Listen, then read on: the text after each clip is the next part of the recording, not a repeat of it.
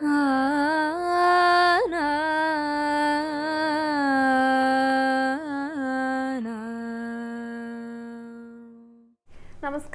Guruvayur devotees ഓൺലൈനിലേക്ക് ഏവർക്കും സ്വാഗതം. സർവം കൃഷ്ണമയം. കൃഷ്ണായ വാസുദേവായ ദേവകീ നന്ദനായ ച നന്ദഗോപകുമാരായ ഗോവിന്ദായ നമോ നമഃ. ഇന്നത്തെ വീഡിയോയിൽ നമ്മൾ പറയാൻ പോകുന്നത് നമസ്കാരത്തെ കുറിച്ചാണ് കേട്ടോ. ഗുരുവായൂരപ്പനെ എങ്ങനെയാണ് നമസ്കരിക്കേണ്ടത്, നമസ്കരിച്ച് കഴിഞ്ഞാൽ നമുക്ക് എന്താണ് ലഭിക്കേണ്ടത്, എത്ര തവണ വേണം ഭഗവാനെ നമസ്കരിക്കേണ്ടതെന്നൊക്കെയാണ് ഇന്നത്തെ വീഡിയോയിൽ പറയാനായിട്ട് പോകുന്നത്. അപ്പം നമസ്കാരത്തെക്കുറിച്ച് മുൻപും ഞാൻ ചില കാര്യങ്ങളൊക്കെ പറഞ്ഞിട്ടുണ്ട്, അതിൻ്റെ ഒരു പ്രാധാന്യത്തെക്കുറിച്ച്. അപ്പോൾ എൻ്റെ അടുത്തൊരു അമ്മ ചോദിച്ചൊരു കാര്യമാണ് കേട്ടോ. അമ്മ ഗുരുവായൂരപ്പനെ തൊഴാനായിട്ട് കുറച്ച് ദിവസങ്ങൾക്ക് മുൻപ് വന്നിട്ടുണ്ടായിരുന്നു. അങ്ങനെ ഭഗവാനെ നാലമ്പലത്തിനകത്ത് വെച്ച് നമസ്കരിച്ചു. അത് പടിഞ്ഞാറ് ഭാഗത്താണ്. കാരണം അവിടെ ജീവനക്കാർ പറയും പുറകിൽ പോയിട്ട് നമസ്കരിക്കാനായിട്ട്, ഭക്തർക്ക് നടക്കാനുള്ള ഒരു തടസ്സം ഇല്ലാതിരിക്കാൻ വേണ്ടിയിട്ട്. അപ്പം അമ്മ നന്നായി ഒന്ന് നമസ്കരിച്ചു, നന്നായി തൊഴുതു പ്രാർത്ഥിച്ചു തിരികെ വീട്ടിലൊക്കെ എത്തി. ചിത്രാമ്മ എന്നാണ് കേട്ടോ പേര്. അങ്ങനെ ഈ അയൽക്കൂട്ടത്തിൽ ഇവരുന്ന് സംസാരിക്കുമ്പോഴേ ഗുരുവായൂരപ്പനെ തൊഴാൻ പോയി, നന്നായി നമസ്കരിക്കുകയൊക്കെ ചെയ്തു ഞാനെന്ന് പറഞ്ഞപ്പോൾ അവിടെ കൂട്ടുകാരുണ്ടാവുമല്ലോ, അവർ പറഞ്ഞു അത്രേ, അയ്യോ ഒരു നമസ്കാരമാണോ നമസ്കരിച്ചേ, 12 തവണ ഭഗവാനെ നമസ്കരിക്കണം എന്നാലേ അത് പൂർണ്ണമാകുള്ളൂ എന്നൊക്കെ പറഞ്ഞു. അപ്പം അമ്മയ്ക്ക് നല്ല സങ്കടമായി. അമ്മ മാറ്റി നോറ്റിട്ട് ഭഗവാനെ കാണാൻ വന്നതാണ്. അപ്പോൾ ഒരു തവണയല്ലേ നമസ്കരിച്ചത്, മുൻപ് അറിഞ്ഞിരുന്നെങ്കിൽ അത്രയും തവണ ഞാൻ നമസ്കരിക്കുമായിരുന്നു. അപ്പം അല്ലേ സങ്കടത്തോട് കൂടിയിട്ടാണ് എന്നോട് ചോദിച്ചിട്ടുണ്ടായിരുന്നേ, മോളെ ഞാൻ ഒരു തവണയെ ഭഗവാനെ നമസ്കരിച്ചുള്ളൂ, അപ്പോൾ ഭഗവാൻ അത് സ്വീകരിച്ചിട്ടുണ്ടാവില്ലേ, എനിക്ക് വിഷമാവണു എന്നൊക്കെയാണ് അമ്മ പറഞ്ഞത് കേട്ടോ. അപ്പം അമ്മയെ സമാധാനിപ്പിക്കാനായിട്ട് ഞാനൊരു കഥ അമ്മയുടെ അടുത്ത് പറഞ്ഞു കൊടുത്തിട്ടുള്ളൂ. മുൻപും നമ്മുടെ പ്രേക്ഷകരുടെ അടുത്ത് ഞാൻ പറഞ്ഞിട്ടുണ്ട് ഇതേ പറ്റിയിട്ട്. അതായത് ഭഗവാനെ തൊഴാൻ വരുമ്പോൾ നാലമ്പലത്തിനകത്തോ ചുറ്റമ്പലത്തിനകത്തോ ക്ഷേത്രത്തിന് പുറത്തോ എവിടെ ആയിക്കോട്ടെ, ഒരു ഭക്തൻ നടന്നു വരുന്ന സമയത്ത് അറിയാതെ കാല് തട്ടിയിട്ടൊന്ന് വീണു, ആ ശിരസ്സൊന്ന് നിലത്ത് മുട്ടി, അതുപോലും ഭഗവാൻ ഒരു നമസ്കാരമായിട്ട് കണക്കാക്കി. അതാണ് നമ്മുടെ ഭഗവാൻ. അപ്പോൾ അതുപോലും നമസ്കരിക്കുന്ന കൂട്ടത്തിലെടുത്ത ഭഗവാൻ ഈ ഒരെണ്ണം നമസ്കരിച്ചു കഴിഞ്ഞാൽ, നമ്മൾ മനസ്സറിഞ്ഞുകൊണ്ട് നമസ്കരിച്ചു കഴിഞ്ഞാൽ തീർച്ചയായിട്ടും അത് സ്വീകരിക്കില്ലേ. അത്രയും നമസ്കാര പ്രിയനാണ് നമ്മുടെ ഗുരുവായൂരപ്പൻ. എത്രത്തോളം നമുക്ക് നമസ്കരിക്കാൻ സാധിക്കുമോ അത്രത്തോളം നമസ്കരിക്കാം. അതിനങ്ങനെ പ്രത്യേകിച്ച് കണക്കൊന്നുമില്ല കേട്ടോ. എന്നിരുന്നാലും ഇങ്ങനെ ഒരു സംശയം വന്ന സ്ഥിതിക്ക് എത്ര തവണ നമസ്കരിക്കണം എന്ന് നമുക്ക് പറയാം. അതും ഒരു ഉദാഹരണത്തിലൂടെ കഥകളിലൂടെയൊക്കെ പറയുമ്പോഴല്ലേ പെട്ടെന്ന് മനസ്സിലാവാനായിട്ട് സാധിക്കുക. അപ്പോൾ അതേക്കുറിച്ചാണ് പറയാനായിട്ട് പോകുന്നത് കേട്ടോ. നമ്മൾ നമസ്കരിച്ചു കഴിഞ്ഞാലേ എന്താണ് ഭഗവാൻ നമുക്ക് നൽകുന്നത്, എത്ര തവണ നമസ്കരിക്കണം, നമസ്കരിക്കേണ്ടതിൻ്റെ പ്രാധാന്യം, അതുകൂടാതെ തന്നെ ഈ നമസ്കാരത്തിൻ്റെ പ്രാധാന്യത്തെക്കുറിച്ച് പറയുന്ന ഒരു ശില്പമുണ്ട്. നമ്മുടെ തൂണുകളിലുള്ള പല ശില്പങ്ങളെ കുറിച്ച് പറഞ്ഞിട്ടുണ്ട്. ഭഗവാന്റെ ദശാവതാരങ്ങൾ, ഹനുമാന്റെ, അതേപോലെ തന്നെ മങ്ങാട്ടച്ഛൻ്റെ ആ കഥയിലൊക്കെയുള്ള പലതരത്തിലുള്ള തൂണുകൾ, കുറൂരമ്മയുടെ, അതേപോലെ തന്നെ പ്രധാനപ്പെട്ട ഒരു തൂണ് നാലമ്പലത്തിനകത്തുണ്ട്. അതിൽ പറയുന്നത് നമസ്കാരത്തിൻ്റെ പ്രാധാന്യത്തെക്കുറിച്ചാണ് കേട്ടോ. ശരിക്കും ആ തൂണ് വെച്ചിരിക്കുന്ന സ്ഥാനം അതൊക്കെ നമുക്ക് കാണിച്ചു തരുന്നത് ഈ ക്ഷേത്രങ്ങളിലൊക്കെയുള്ള ഈ ചുമർ ചിത്രങ്ങൾ, ശില്പങ്ങൾ, ഇതിലൂടെയെല്ലാം നമ്മൾ ഭക്തർക്ക് മനസ്സിലാക്കി തരുന്നത് ആ ക്ഷേത്രത്തിൻ്റെ ഐതിഹ്യം, അവിടെയുള്ള പ്രത്യേകതകൾ, അങ്ങനെയുള്ള കാര്യങ്ങളൊക്കെയാണ്. ആ ചുമർ ചിത്രങ്ങളിലാണെങ്കിലും അവിടെയുള്ള എല്ലാത്തിലും എഴുതി വെച്ചിട്ടുണ്ടായിരിക്കുക.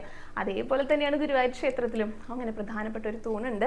ഈ ദണ്ഡ നമസ്കാരം എന്ന് പറയുന്ന ഒരു തൂണാണ്. അവിടെ നമസ്കാരത്തിൻ്റെ പ്രാധാന്യത്തെക്കുറിച്ച് പറയുന്ന കുറച്ച് കാര്യങ്ങളുണ്ട്. അതൊക്കെയാണ് ഇന്നത്തെ വീഡിയോയിൽ നമ്മൾ പറയാനായിട്ട് പോകുന്നത് കേട്ടോ. അപ്പോൾ വീഡിയോ എല്ലാവരും മുഴുവനായിട്ട് കാണാൻ ശ്രമിക്കുക. നമ്മൾ ആദ്യം തന്നെ അലങ്കാരങ്ങൾ പറയുന്നുണ്ട്. ഗുരുവായൂരപ്പൻ്റെയും ഭഗവതിയമ്മയുടെയും അയ്യപ്പൻ്റെയും ഗണപതിയുടെ ഒക്കെ അലങ്കാരങ്ങൾ പറയുന്നുണ്ട്. അതിനുശേഷം നമുക്ക് നമസ്കാരത്തിലേക്ക് കിടക്കാം കേട്ടോ. അപ്പോൾ ആദ്യം തന്നെ നമുക്ക് ഗുരുവായൂരപ്പൻ്റെ അലങ്കാരം പറഞ്ഞുകൊണ്ട് തുടങ്ങാം. ഇന്നലെ നമ്മുടെ ഗുരുവായൂരപ്പൻ്റെ അലങ്കാരി ഒരു കൗതുകം തോന്നുന്ന ഒരു കുഞ്ഞി കൃഷ്ണനായിട്ടായിരുന്നു ഒരു ചാർത്തിയിരുന്നത്. ചെറിയൊരു പൊടിക്കുഞ്ഞാണത്. അത് കുഞ്ഞൊരു വെണ്ണക്കുടം കയ്യിൽ കൊടുത്തിട്ടുണ്ട്. അതിൽ നിറയെ വെണ്ണയുണ്ട്. അത് വളരെ രസമായിട്ട് എടുത്ത് കഴിച്ചുകൊണ്ടിരിക്കുക. നല്ല ഭംഗിയുണ്ട് കേട്ടോ. മുഖത്ത് ആ ഒരു ചിരി, അങ്ങനെ നിറഞ്ഞ ചിരിയാണ് എനിക്ക് തോന്നിയിട്ടുണ്ടായിരുന്നത്. ഈ ചെറിയ കുട്ടികളുടെ കയ്യിലേ നമ്മൾ എന്തെങ്കിലുമൊക്കെ കൊടുത്തു കഴിഞ്ഞിട്ട് നമ്മളത് തിരികെ വാങ്ങിക്കുക. ഉണ്ണി ഏതെങ്കിലും തരൂ എന്ന് പറഞ്ഞാൽ അവർ എന്ന് പറഞ്ഞിട്ട് അത് തരില്ല എന്ന് പറയില്ലേ. എന്നിട്ട് വേണ്ടെന്ന് അത് ഉണ്ണി എടുത്തോളൂ എന്ന് പറഞ്ഞു കഴിഞ്ഞാൽ അവരെ പല്ലൊക്കെ കാട്ടിയിട്ട് എന്ന് പറഞ്ഞിട്ടൊരു പ്രത്യേക ചിരിയുണ്ട്. സന്തോഷം കൊണ്ട്, അവർക്ക് അതാ ലഭിച്ച ഒരു സന്തോഷം കൊണ്ടുള്ളൊരു ചിരി, അതേ ചിരിയായിട്ടാണ് തോന്നിയിട്ടുണ്ടായിരുന്നു കേട്ടോ. പിന്നെ വെണ്ണയല്ലേ ഭഗവാനെ കിട്ടിയിരിക്കുന്നത്. അതൊരു കുഞ്ഞു കുടാണെങ്കിലും അത് നിറയുണ്ട്. ഒരു കുഞ്ഞുണ്ണിക്ക് ഒരു കുഞ്ഞു കുടം മതിയല്ലോ.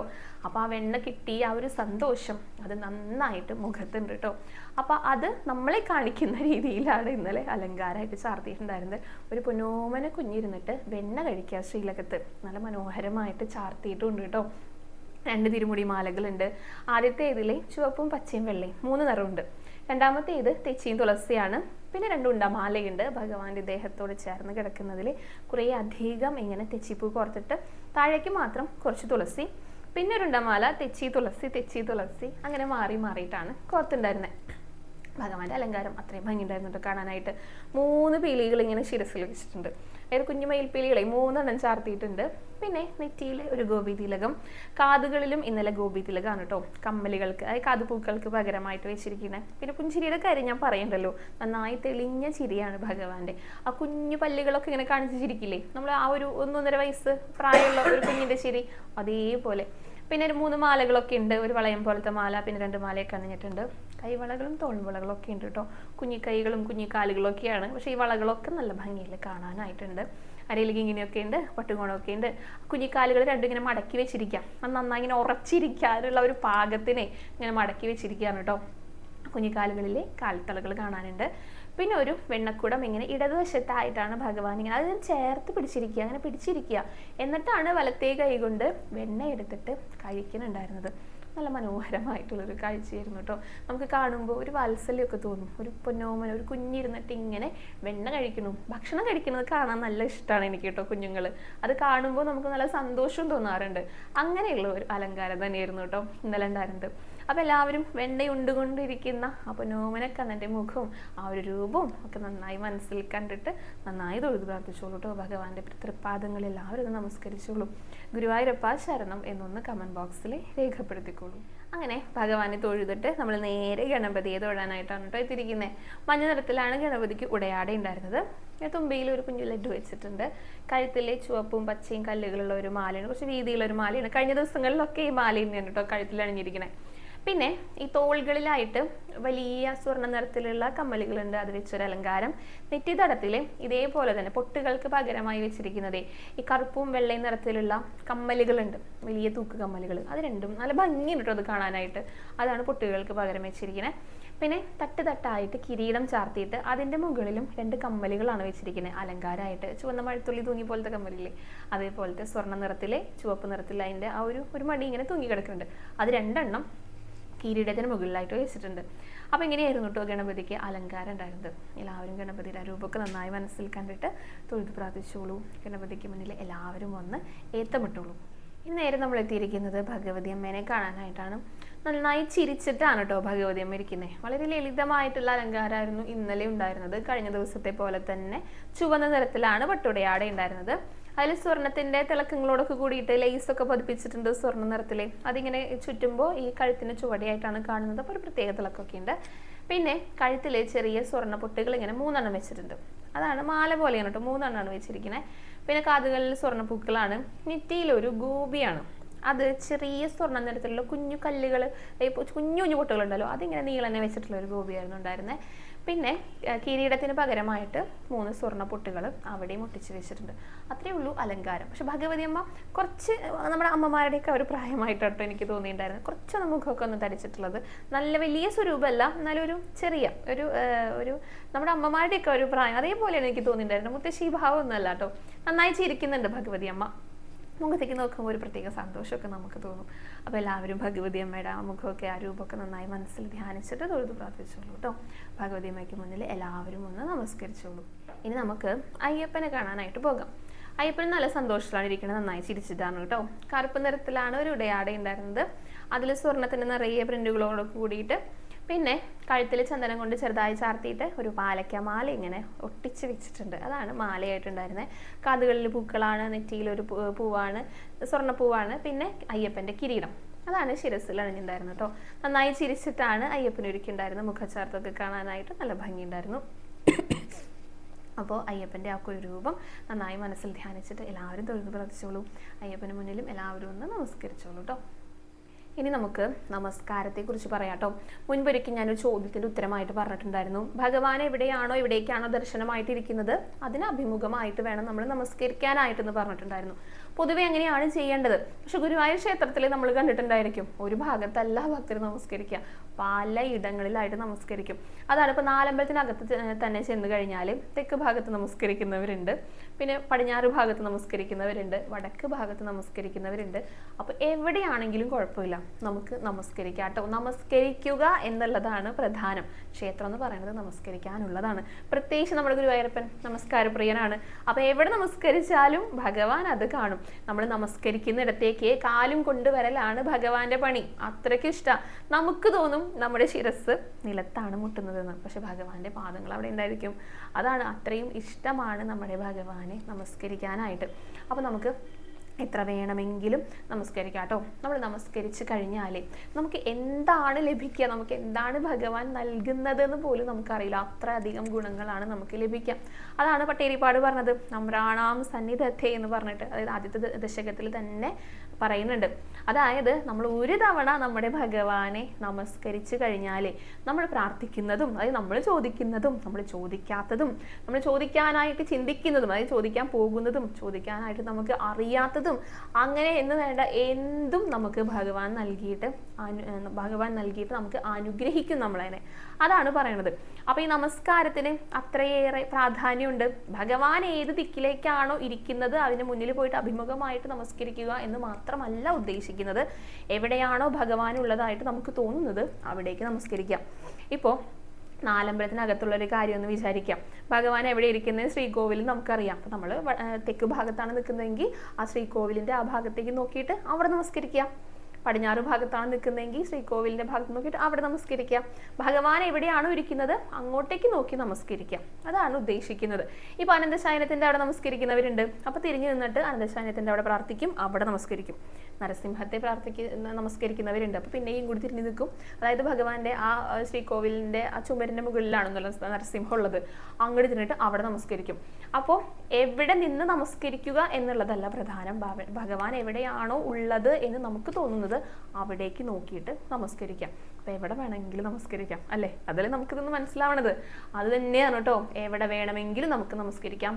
എവിടെ നമസ്കരിച്ചാലും ഇപ്പൊ തല താഴെ അറിയാതെ ഒന്ന് മുട്ടിയാൽ പോലും അത് ഭഗവാൻ ഒരു നമസ്കാരമായിട്ട് കണക്ക് കൂട്ടും എന്നാണ് പറയണത്. ഈ എവിടെ വേണമെങ്കിലും നമസ്കരിക്കാം എന്നുള്ള ആ ഒരു ചിന്ത ഉണ്ടല്ലോ, ഇത് നമുക്ക് കൃത്യമായിട്ട് മനസ്സിലാക്കാനായിട്ട് സാധിക്കും. ഇപ്പോൾ ഉത്സവമൊക്കെ വരാൻ പോകുമല്ലേ? അപ്പോൾ ഉത്സവത്തിന് കൊടിയേറുന്നത് കാണാനായിട്ട് ആ ഒരു ദിവസം നമ്മളവിടെ എത്തുകയാണെങ്കിൽ ഒരുപാട് ഭക്തജനങ്ങൾ എത്തിയിട്ടുണ്ടായിരിക്കും കേട്ടോ. അത് കൊടിയേറ്റം കാണണമെങ്കിൽ ഇപ്പോൾ ക്ഷേത്രത്തിനകത്ത് നിന്നാലൊന്നും എല്ലാ ഭാഗത്തു നിന്നാലൊന്നും ചിലപ്പോൾ കാണാൻ പറ്റിയെന്ന് വരില്ല.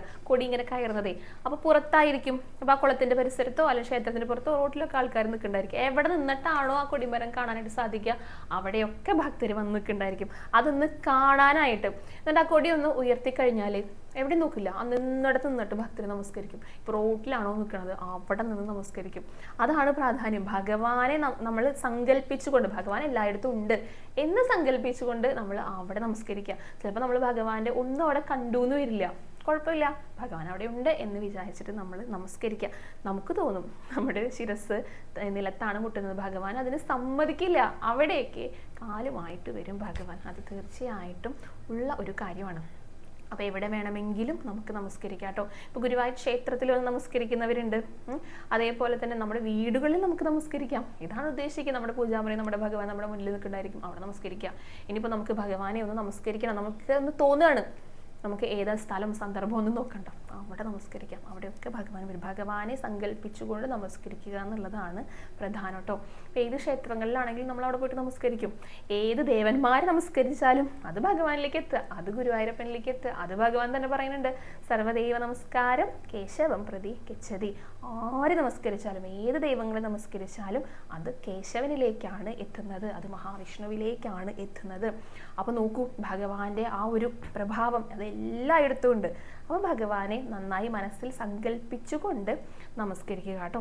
ഇനി എത്ര തവണ നമസ്കരിക്കണം നമുക്കൊന്ന് നോക്കാം കേട്ടോ. അതും പലർക്കുള്ള സംശയമാണ്. ഇത്ര എണ്ണം ഉണ്ടോ എന്നാണ് ആ ഒരു ചോദ്യം. യഥാർത്ഥത്തിൽ ഒറ്റ തവണ ഭഗവാനെ നമസ്കരിച്ചാൽ മതി. അങ്ങനെ നമസ്കരിച്ച് കഴിഞ്ഞാൽ മോക്ഷം ലഭിക്കുന്നതാണ് കേട്ടോ പറയുക. തീർച്ചയായിട്ടും നമുക്ക് മോക്ഷം ലഭിക്കും.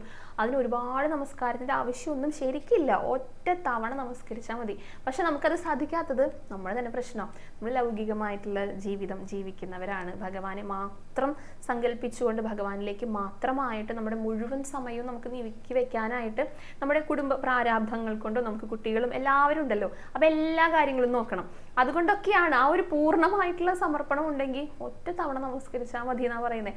അതിൻ്റെ ഒരു കഥ തന്നെ പറയുന്നുണ്ട്. ചേലപ്പറമ്പൻ എന്ന് പറഞ്ഞിട്ടുള്ള ഒരു ആളുണ്ടായിരുന്നു കേട്ടോ. ഒരു ഗുരുവായൂർ നിവാസിയായിരുന്നു അദ്ദേഹം.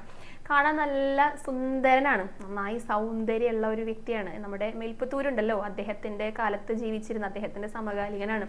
ഇദ്ദേഹത്തിനെ കാമദേവന്റെ അവതാരമായിട്ടാണ് പറയാം. അത്രയും സൗന്ദര്യമുണ്ട്, 90 വയസ്സൊക്കെ ആയിട്ടുണ്ട് കേട്ടോ ഇദ്ദേഹത്തിന്. പക്ഷെ നല്ല സൗന്ദര്യമുള്ള ഒരു മനുഷ്യനായിരുന്നു. ഇദ്ദേഹത്തിനാണെങ്കിലോ ഈ സാധാരണ ഒരു ബ്രാഹ്മണന്റെ പോലെയുള്ള കുളിയും ദേവാരം അങ്ങനെയുള്ള കാര്യങ്ങൾ, പ്രാർത്ഥന, തൊഴുക ഒന്നും ചെയ്യില്ല, നമസ്കരിക്കുക ഒന്നും ഇദ്ദേഹം ചെയ്യില്ല. നേരത്തെ എണീറ്റിട്ട് കുളിച്ചിട്ട് തൊഴുക അങ്ങനത്തെ ഉള്ള കാര്യങ്ങളൊക്കെ ഇല്ല, അതൊന്നും ഇദ്ദേഹം ചെയ്യില്ല. അങ്ങനത്തെ ഒരു ആളായിരുന്നു. ഇദ്ദേഹമാണെങ്കിലോ സ്ത്രീ വിഷയങ്ങളിൽ കുറച്ച് താല്പര്യമായിരുന്നു.